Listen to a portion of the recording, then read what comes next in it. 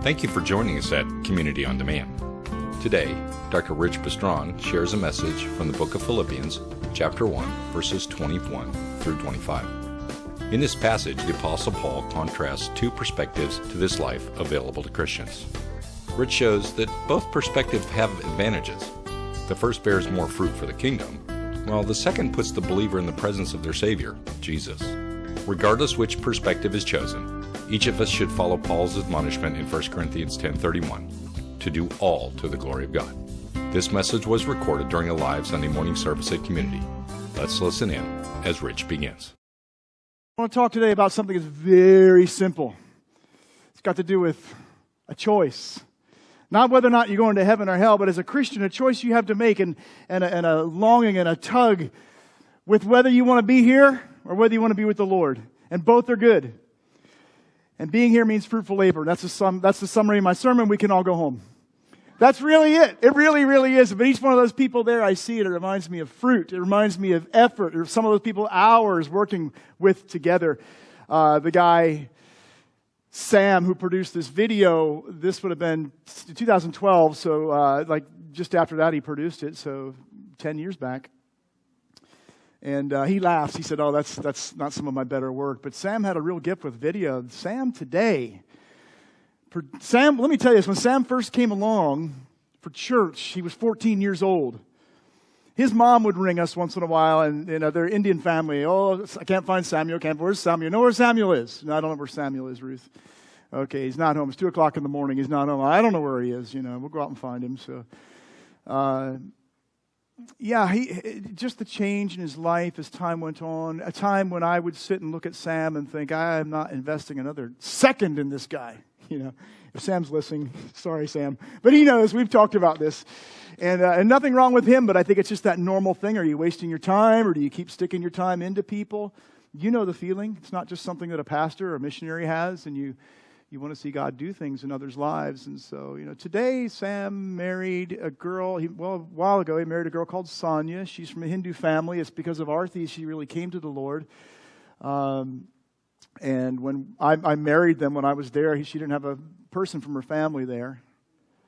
That's not so uncommon when you come to believe and family disowns you. Sam, in spite of his many weaknesses, like us, we have many weaknesses, all of us do, has just loved on that girl, and they're growing together, and today he produces videos. In fact, I was watching a Netflix film the other day, and as it closed out, I saw Sam Allen on the credits for camera and stuff. I was like, I paused, took a picture, I sent it to Sam, and said, "Hey, look at this." He said, "Oh, that's not my better work."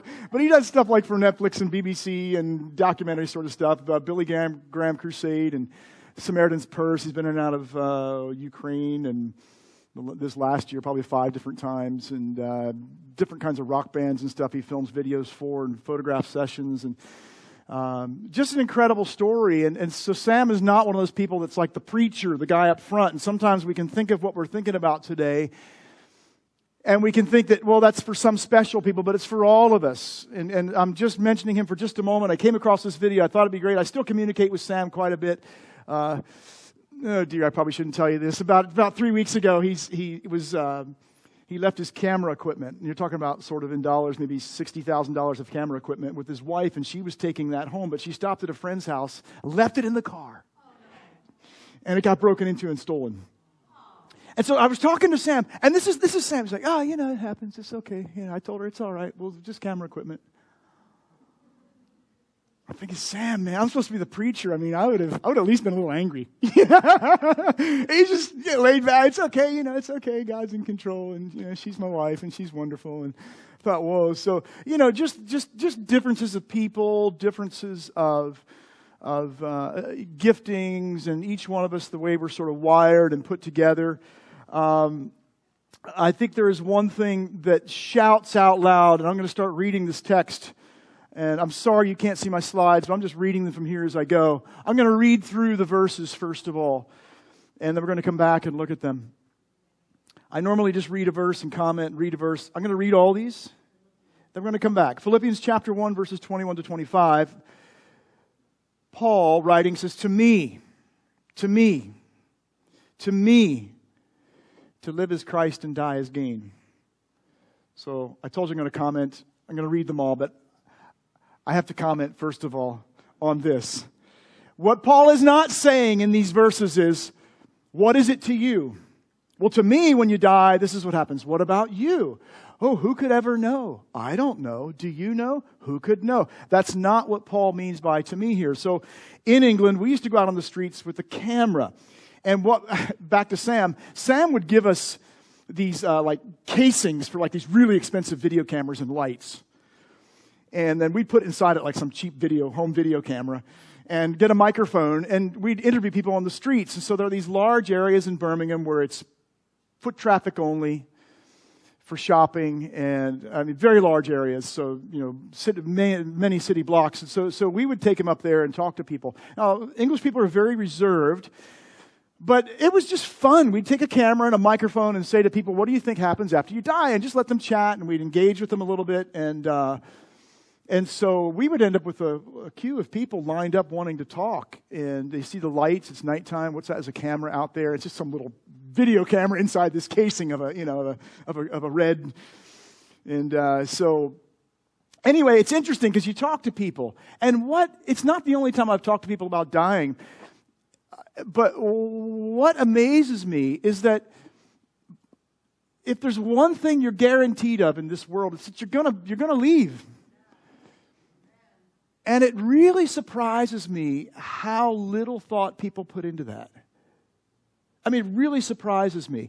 Now, what I'm not saying is that we should be morbid and just think death all the time and life is no good, we're going to die. I don't mean that. I just mean the fact that not ever even thinking about it, or thinking about it and just sort of creating some idea. So if you ask them what happens when you die, and you get interesting answers. And some people we would talk to, they'd say things like, well, I think you just turn into this energy force and you kind of wander and join the atmospheric energy. So my typical comeback to that, and not to be sort of proving points to people, not that. A real serious question to ask is, how do you know that? Well, I don't know. Okay, so maybe that's what happens. I'm not going to argue with you. Maybe that's what happens, but how do you know? Maybe you're just making that up, and man, you're going to pass at some point. It would be good to be doing something that's a little more than just making it up. You know what I mean? So, that's kind of what I think. Or some people think, well, I just think you just die and your body just dissolves in the dirt and there is nothing. Well, why do you think that? I mean, certainly you want to base it on something, don't you? When I was in Chad, Africa, they had this cinema hall there, and it had an open ceiling. We're going to keep reading the Bible. Sorry, I do distract myself. We are going somewhere, I think, and all these hand gestures mean something, I think. Oh yeah, open ceiling in this cinema hall. So if it rains, all the seats get wet and everything. It's Chad. It's Africa. It's a very poor country. I think they're competing for like number 2 or 3 spot in the world. It's very poor. So you go watch these films, and they show all these old John Wayne Western films, right? And so Chadians, they're really lovely people, and they come out of the cinema hall, man, they're all feeling like real cowboy-like, And so they used to ask me, do you have problems? Because I'm a Yank American living there in Chad. They said, do you ever have problems with the Indians? Okay, you laugh, right? Because why? Because their mindset is being shaped by some cowboy films, and that kind of life doesn't really exist. But when you live somewhere else in the world and you realize the stereotypes they have of you, you can never explain them away. Just like we have stereotypes of people, and we will believe them till the day we die. Most of them are kind of true, not true, or something. So what do you say there? You ever have problems with the Indians? So once in a while, I mean, what else do you say? But why am I saying that? Well, it's almost like that's what some people do. If you talk to a Chatty and he's talking about John Wayne and cowboys and Indians and carrying guns and riding horses, his idea of America is not right. It's shaped off of a film. And that's what a lot of us do about places we've never been, like the next life, that we're only going to go once. We're only going to pass once. And we shape our image on that out of like cowboy films or something. I mean, we just kind of don't ever think about it, or we just believe whatever we think is an idea or something. This to me, when Paul says to me, He's not putting up for argument, putting up for debate what happens after you die. He's going to talk about the values that he has regarding life and death. And in that sense, it's to him. These might not be your values, how you value life and death. So I hope what we do as we read this, we align a little more with Paul's feelings on the afterlife and this life. It makes sense? When he says, to me, to live is Christ and die is gain. That means to all of us it should be. The truth is when we pass from here, we go see the Lord as a Christian. Yeah? That should make us sort of shout and dance and something. If that doesn't, woo. Okay. If I am to go on living in the body, this will mean fruitful labor for me. Yet I do not know which to choose.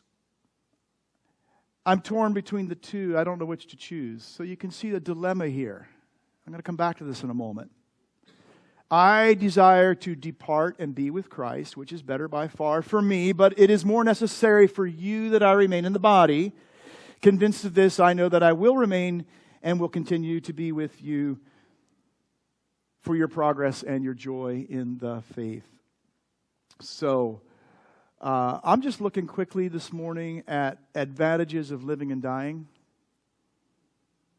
The advantages of living and dying. I was texting back and forth with Jim, who leads in prayer here, Jim O'Connor, and he said, it's like a win-win. I said, that's exactly what I was thinking. This is not like a bad situation in either way. These are win-win scenarios. The advantages of living and dying. And then that sense of difficulty of choosing, what's Paul talking about there? So, number one, to me, Paul says to live, to die is gain, to live as Christ, to die is gain. So I just want to talk about that thing with death. If you look a little bit further down in those verses, he says, I desire to depart and be with Christ. Now, surprisingly, there's not a lot of detail given in the books of the New Testament regarding what happens at that moment when you pass. There's not. So we might go to 2 Corinthians chapter 5. You guys familiar with that text? 2 Corinthians 5. What do we learn there? We learn that to be absent from the body is to be present with the Lord, right? We learn that God also has prepared some sort of temporary body for us, so that we don't have to get to heaven and sing, I ain't got nobody. So what doesn't happen is that we pass from this world and we become like a wandering spirit, aimlessly, bodilessly, or if that is a world. There's a temporary body prepared for us, not the resurrection body. So Paul, who did die, my grandmother, who passed away, they go into the dirt, their body, but they are still existing. They still live, and they go to be with the Lord in a temporary body, waiting for the great day of the resurrection. So what we tend to call the rapture of the church, which I don't disagree with the idea and the language of that, but sometimes it can push aside the reality of what we're really waiting for, the great resurrection. When the Lord comes to the skies and brings with him everyone who's already believed. Think about that. That means they are with him. 1 Thessalonians chapter 4, verse 13 tells us we not only believe that Jesus died and rose again, but we also believe what? That God will bring with Jesus those who have fallen asleep in him. We also believe that. So we're waiting. We're going to see them again in resurrected bodies. So they have some sort of temporary body. All of us will have this. Now, It means that we are an eternal being. It means that we will exist forever, right? We're going to live on. But he says here, to die is a departure from this body. So I just want to clarify that. According to the Bible's terms, departing is leaving the body and going to be with Christ. If you know the Lord. There's another side to that. I don't want to talk about that. For those that don't know the Lord. If you have any questions, maybe you can ask afterward or talk to Pastor Dan or Dr. Dave, or somebody who knows more about those things. But actually, I do know a few things. But talk to us, ask some questions. But I'm talking to believers this morning, so we are an eternal being. We're going to live on.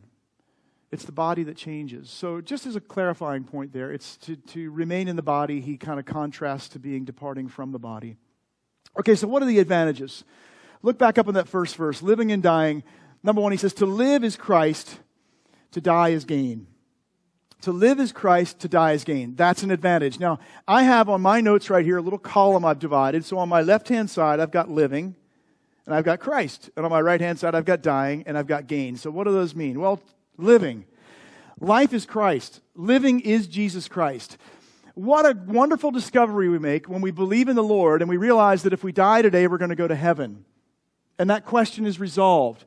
But what starts to happen is this: as you mature in the Lord, as you begin to grow, you start to shift. Those things never change, but you shift a little more from the wow of a home in heaven for you and you'll never die. You shift a little more from that to the person of Jesus Christ. That it's about Him. It is. John 17:3 tells us, Jesus says, this is eternal life, that you may know the one true living God and Jesus Christ, who He has sent. Paul says in these verses here, in a little bit later in Philippians, whatever was gained to me, I consider loss for the sake of Christ. What is more, I consider everything a loss because of the surpassing worth of knowing Christ, of knowing Jesus. It's a relationship that begins to develop and grow. And so what happens? Well, to live is Christ. It's about knowing Him and walking with Him. So sure, you might be busy. I'm showing you a little video here. You could probably show me a video, some things you've done and people you've ministered to. It's much more than that. We're in the middle of a building program here. It's much more than that. We're interested in the youth and the community. It's much more than that. We keep kind of shooting at the secondary targets. The primary target is Jesus Himself. It's knowing Him. And so through all of this, we're getting to know Him better, so that, as He says in those next verses, to die is gain. The gain is Christ. The gain is actually seeing Him. That's the beauty of that. So to live is Christ. It's a relationship with Him today that grows and flourishes and develops. And sure, we're busy. Sure, we're serving Him. Sure, we want to see Him glorified in what we do. But it's all centered around Him. And then, to die is gain. To be with Him. You know, I've often wondered, when we first see the Lord, what happens? The Bible doesn't speak into these things. Like, do you kind of go to like this waiting room and there's somebody there that sort of, okay, wait here a second, you're about number 200 in the line. We were still kind of slow in processing from yesterday. The Lord will get with you in a minute. So just hang out here. Here's your temporary body. I sort of doubt it because this verse seems to say that actually to leave here means to be with Him. To be absent from this body, to be present with Christ, to depart and be with Christ, to be with Him. So, I've often figured at that moment, what we live by now by faith, we believe through the Scriptures that Jesus died and rose again. We believe that He's coming again. We believe all these things. We think they're true. We really do. We put our faith and trust in Him. But at that point, you're going to see it. You won't need faith anymore. Faith will be finished. You'll live by sight. And what will your eyes see? Maybe you'll spend 20 years just gazing into the nail-pierced hands. 20 years. Who cares about time anymore, right? Maybe it'll be 30 years just staring at Him and thinking, you are the one, and you knew my name, and let me see those hands again. Wow, my sin really cost you something, but your love was so dear, so great. Oh, wow. I'm just gonna write a 80,000 word poem for the next 10 years, Jesus, while I'm just sitting here staring at you on how wonderful your love is. What are we going to see? Seeing Him. So this is what Paul is saying. To die is gain. We actually get to see the Lord. Beautiful, beautiful text. Then he says this: if I am to go on living in the body, this will mean for me fruitful labor. What is the fruitful labor? Well, I think he defines it for us a little bit later. Look down at those final verses, down to verse 25, right? He says this. He says, I know that I will remain and I will continue with all of you for your, if you're reading there, for your what? Progress and your joy in the faith, right? So bearing fruit has to do with other people and seeing them grow in the Lord. Now, I know that's a really simple concept, but once again, as I think about my life, I think about time spent and sometimes the activity is frivolous. Sometimes it's not frivolous. I just don't know if I can pull all the meaning and extract all the meaning out of everything that goes on. You know what I mean? So, for example, in Chad, I learned how to kill a fly. Now, I spent time practicing this. Yes, and actually what you do is, here's what you do. I was going to bring a camera up here so I could show you this. I could actually show you my hands in practice, but we need to catch a fly. And what you do is you use your 3 fingers like this. It's very clever because the fly has a compound eye, doesn't he? And so you do this with your fingers like this one. Now you're all watching, right? See, here's what's going to happen. You're going to go home. You won't even remember this sermon, but you'll go back. And I know what you're going to do. You're going to sit at your dinner table. A fly's going to come in. You're going to practice this. So give it a try, whatever. You got to learn something at church. So here's this fly, and you get your 3 fingers, and you approach the fly like this, and his compound eye can't see it. Try it. Now, unless it's one of those little tiny hyperactive flies that doesn't stand still for much, you're probably not going to have much success. But Chadian flies are quite large. In fact, some of the Chadian kids, out of just sheer boredom, will get a string, catch the fly instead of kill him. You capture him, and then you put like a harness around his neck with a string, and you let him fly. That's creative, isn't it? So anyway, I didn't spend time doing that. But anyway, here's this fly, and you get him like in your fingers here, and you just drop your finger on him and squish. Now, how much fruit bearing does that give? I don't know. I don't think that contributes much to bearing fruit. But we all sort of have downtime in life, don't we? I'm just having some fun here with this little story. You might watch some TV a little bit because you just need to chill and give your brain a break. Is there anything wrong with that? Is golfing frivolous? I'm not going to answer yes or no for you. You need to figure that out. But it might not be if it's involved in producing fruit, if it's involved in the progress and joy of other people's faith, right? I think about how much time I've spent learning language. Oh my goodness, for those of you that have had to learn a second language, a third language, or a fourth language as an adult. Oh my goodness. Contrast that to my wife. She was educated in English and Hindi and Kasi, her own mother tongue, speaking 3 languages, writing and reading them growing up, right? Then she speaks a little Assamese and Bengali because she had friends growing up around them. And did you ever study? No, I just kind of grew up speaking it. For me, I had to start learning. My first second language was French. Studied a year in university, got to Chad, Africa, and people walk up to you and they say things like, "Tu viens d'où?"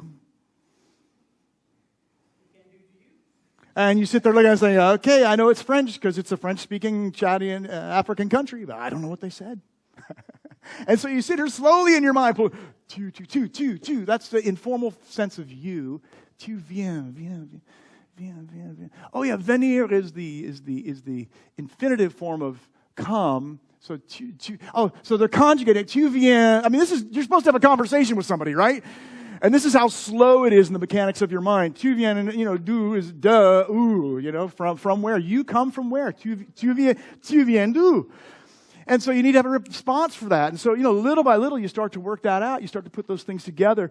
And there's always those mistakes. When I was learning Hindi, our youngest daughter needed a haircut. Our oldest daughter needed a haircut.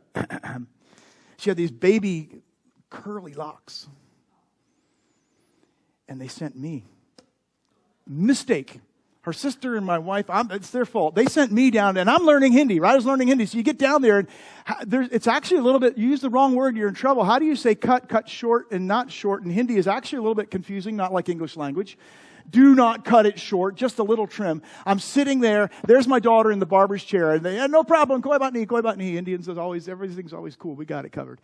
I'm sitting there and I can see the scissors like this coming around. Snip, snip, snip, snip, right at the neckline. And there went her curls. Oh, I'm learning Hindi, right? Okay, I got that one wrong. All right, so, when I got home, there were 2 tigresses really upset with me. But, okay, so how much of that is frivolous? How much of that produces fruit? Well, eventually it sort of does bear out. It's like raising children. How much time did you spend changing diapers? How much time did you spend going to the park with little ones when you'd rather just rest a little bit? How much time doing homework? So those things matter because in a sense, it's not simply the Bible and Jesus. We never want to forget that, but you're shaping that whole person to grow in Christ, right? And to produce something of some happiness, not a miserable faith, but something of joy. So I'm just saying this to try to, bearing fruit, Paul explains clearly here, it's about progress and joy in the faith. That's what we want to see in other people. It's not always easy to define exactly everything you do is being totally fruitfully and productive. And sometimes, like the story of Sam I'm telling you here with the video, it might take quite a bit of time before you start to see something come out of it. And you think, I'm glad I spent some time doing that. I'm glad I invested. It might take a long time before you see what's happening in the lives of your kids. And you say, I'm glad I haven't quit or given up, but I've continued to sow the seed. And you with me? Okay, so bearing fruit. Now, the other thing Paul said is that it's better for him that he stays, that he goes, but it's necessary for them that he remains. Okay? Simple idea. Better for Paul, why? With the Lord. That's a better condition than some of the things that he suffered and went through, right? But more necessary for them. Now, here's where this text is a little bit confusing, because he says, I don't know which to choose. I'm torn between the two. So I read that, and in the first read, you could read it and think, I don't know which to choose. So is he going to take his life? He's going to make a choice here about going to be with Jesus and take his life? Or is that what he's saying? Is Paul at this point, and is he in prison and at the point of ready to die, and he's kind of like, oh God, if it's in my hands, just take me? Or not? I'm not suggesting he's suicidal, by the way. I'm not saying that. But if you pay attention to just a quick read, it might seem kind of strange like that. When do you have the choice to live and die? When is it in your life? For example, our dear sister Sharon, just this year, learned she had pancreatic cancer. And the choice was hers. And she said, I'm not doing the treatments. It's a tough cancer. I'm going to go see Jesus. Now, that's a little more clear and easy to define, isn't it? So sometimes we may not be at that moment of decision. Paul was somehow at the moment of really wanting to get out of here and go and see going to see Jesus or staying on. So for you, in that moment of decision, I think somehow, whether you're at that place of really leaving or not, there needs to be the point of deciding that as long as God has you here, maybe that's a better way for us to say this here. I prefer bearing fruit. But oh my, do I look forward to the time when I can just say goodbye. Goodbye world, stay no longer with you.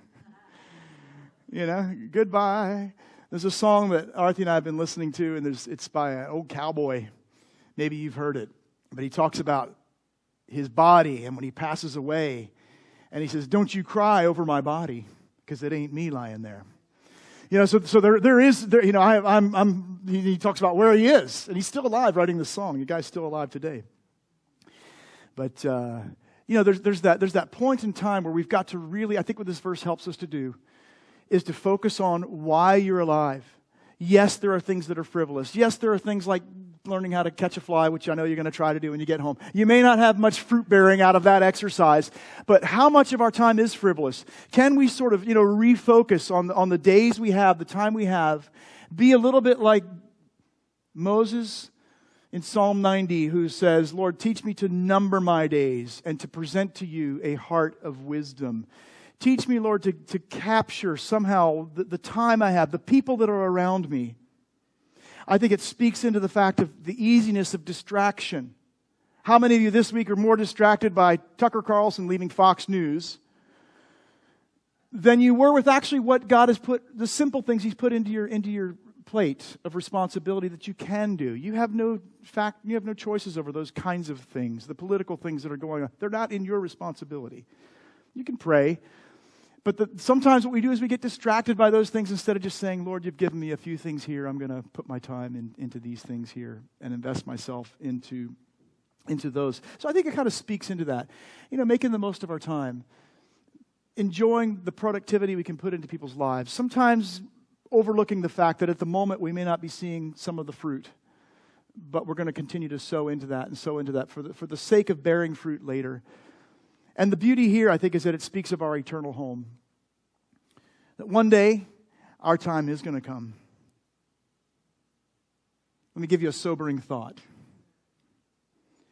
If we all stood up here in the front of the stage and took a picture, and we put it back here in a side room, and 10 years later, that picture were discovered, and someone looks at it, would I be in there? Would I still be here? I don't mean I've moved on to a different location somewhere on earth, I mean, would I still be here? So I want to finish out with this little analogy that I found very helpful. Actually, it was given to me by my dad, who's here this morning. So, hey, Dad. And many times we think about life as sort of, we look forward and we think, all right, I'm this old. I'll be 59 years old this year. And we tend to think, 59 years old, yay. We kind of look back and count those years. Consider life this way. Consider it like a basketball game, a football game, and the clock has given you 4 quarters. And break down your life into those quarters. For me, if I'm turning 59 and I've got 4 quarters on the clock, it means that I am entering into the 4th quarter of the game. If you're younger, you might only be in your 1st quarter, entering into your 2nd quarter. You've got a lot of game time on the court or on the field to play. So you want to be an excellent player. You want to play the entire course of your next 2nd, 3rd, and 4th quarter well. For some of you might be sort of in extra added time. You're already beyond the 4 quarters, and there's a little extra time given in the game, depending on the average lifespan of somebody. So consider the time, consider what's left. Don't worry about how much of that clock you might not have spent well. Take what's remaining on the clock of life and invest it in fruitful labor in this world, knowing that it's not that stuff that saves us anyways. It's about leaving on a heritage here of others that believe, of watching as you do pass, that they can then pass that on to others and one day go on to be with the Lord.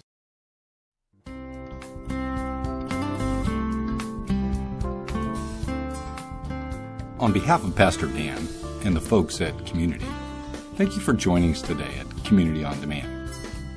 Feel free to share this link with others, and please know you are always welcome to be our guest during a live service any Sunday morning at our campus in The Woodlands, Texas. For more information, just click on the link www.cbcwoodlands.org. I hope you will again join us at Community on Demand.